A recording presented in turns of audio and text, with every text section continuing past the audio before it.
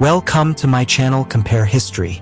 Certainly, here's your script rewritten into a natural, immersive, and poetic narration style suitable for a cinematic faceless documentary voiceover.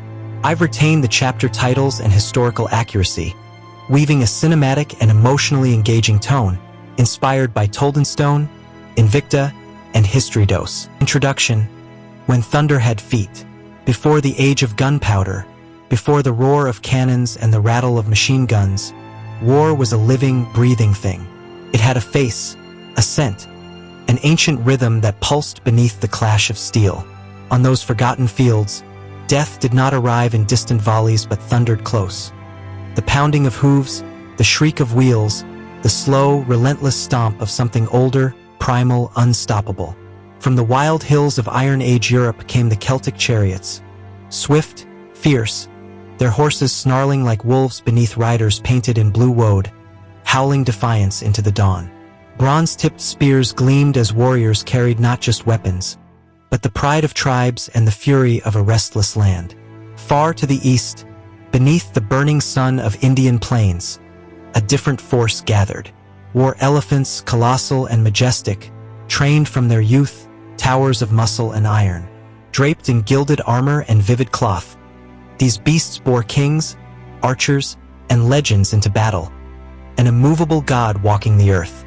Though history never brought them face to face, today we dare to imagine. Through their stories, we glimpse the cultures that forged them, the minds that commanded them, and the terrors they unleashed. Come, follow the thunder of hooves and the tremble of earth. Enter the storm long forgotten. Chapter 1: Origins. What kind of war bred these beasts? The Celtic chariot was no mere weapon. It was a declaration carved from smoke and steel. Born among the dense forests and rugged highlands of Britain and Gaul, it was a creature of spectacle and raw honor. In these tribal lands, war was as much a performance as a fight.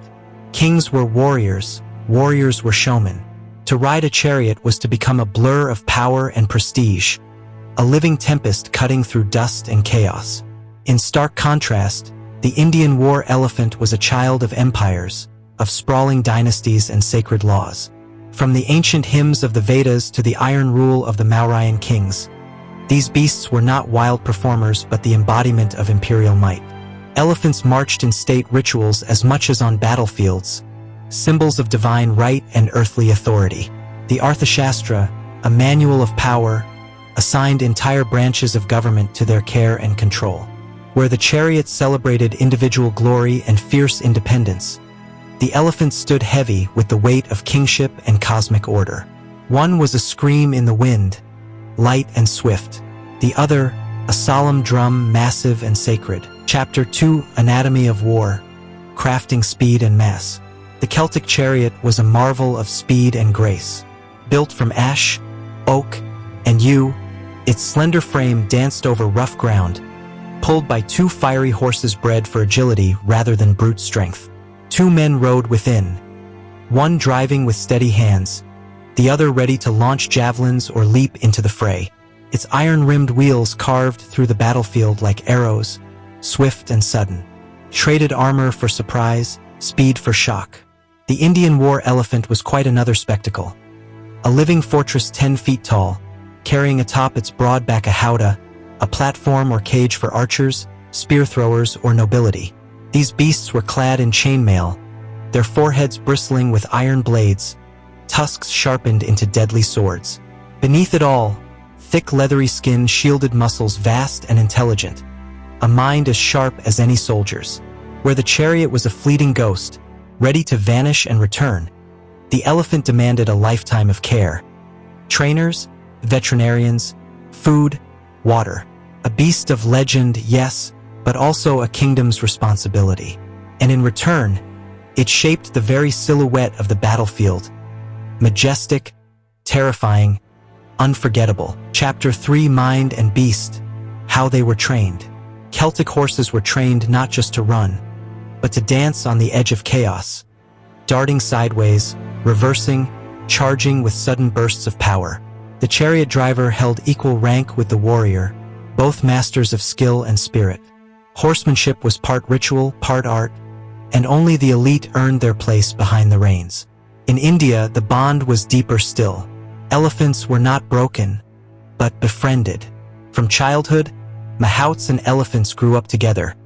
Their commands a language of rhythm, touch, and voice. Trust was their greatest weapon. An enraged elephant could crush friend and foe alike, and so the training was a delicate balance of discipline and devotion. This discipline was no accident. Chains, spiked goads, incense, and battle songs. Every tool in the mahout's arsenal was layered with meaning. Ancient texts like the Gaja Shastra detail this intricate dance of control. The Celts sought bursts of wild madness. The Indians sought steady, enduring loyalty. Chapter 4, Sound and Fury. Battlefield roles and impact. The Celtic Chariot was chaos incarnate, a tempest of noise and fury that tore across the field. Its roar struck terror before the warriors even leapt down to fight. Julius Caesar himself recorded the unsettling spectacle. How these warriors charged close, threw weapons, dismounted to fight, then vanished like shadows, only to return again. A symphony of harassment that unsettled even the most disciplined legions. Indian war elephants brought a different force, the hammer blow that shattered lines. At the Battle of Kalinga, elephants crashed through front ranks, their mass opening gates for infantry to pour through. Their towering presence gave archers a lofty perch, a vantage of death. But more than that, their thunderous charge broke not only men but horses, spreading panic like wildfire. Ancient Greek and Persian writings marvel at the psychological terror they wrought. Two beasts, one sowing frenzy, the other imposing awe. The overture of war in raw and primal form. Chapter 5, Historical Clashes and Turning Points. The last great roar of the Celtic Chariot echoed with Queen Boudica, a fierce storm of rebellion in 60 CE. Against the might of Rome, her chariots surged at the vanguard of a tribal uprising. Though ultimately crushed, the image remains vivid.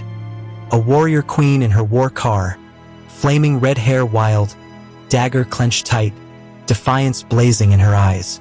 For elephants, one battle towers above all, the Hydaspes, 326 BCE. King Porus, mounted atop his mighty beasts, faced Alexander the Great's seasoned phalanx. The Macedonians, masters of cavalry and formation, confronted a wall of flesh and ivory. Victory went to Alexander, but the shock of those towering beasts forever altered his tactics and his awe. In these moments, beasts became symbols. Boudica's chariot, a beacon of rebellion. Porus' elephant, a testament to endurance and might. Chapter 6, Vulnerabilities and Decline. Yet, the very strengths that birthed these war machines foretold their doom. The chariot, brilliant in speed and terror, faltered against the unyielding discipline of Roman infantry. No longer could swift wheels outpace the phalanx's spear or the legion's calculated volley. As roads spread and cavalry rose, the chariot's wild dance became a fading ghost. Elephants endured longer but were not immune. With the arrival of gunpowder and sharper tactics, their mass turned from advantage to liability. The Mughals used them sparingly. The British colonial forces saw them as targets, relics of a bygone era.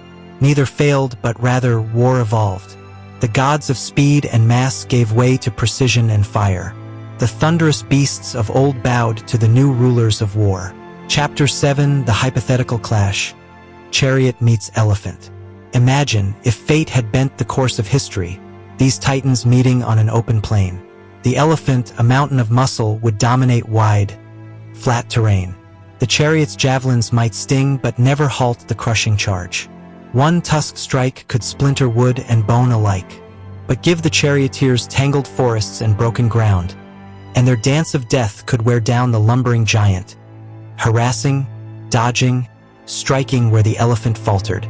The battle would be a contest of timing, terrain, and spirit. Could the chariot's fleeting madness outlast the elephant's relentless weight?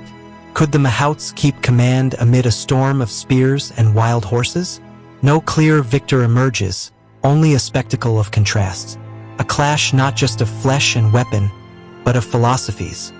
Fleeting speed against unstoppable presence, moment against mass. Outro echoes across time. The chariot and the elephant have vanished from the battlefield, but their echoes endure, not in broken wheels or faded tusks, but in the myths we carry, the stories we tell. Boudica rides eternal through the misty British hills, her spirit a wild flame against oppression. The elephant of Porus still trumpets in the memories of Greece, a symbol of strength that shook empires. These beasts were more than weapons. They were voices of their peoples. They spoke of fear and honor, of power and defiance, of how men chose to face death. And in remembering them, we remember something older still, the urge to carve meaning from chaos, to make war a story loud enough to resound through the ages. Let the thunder roll once more.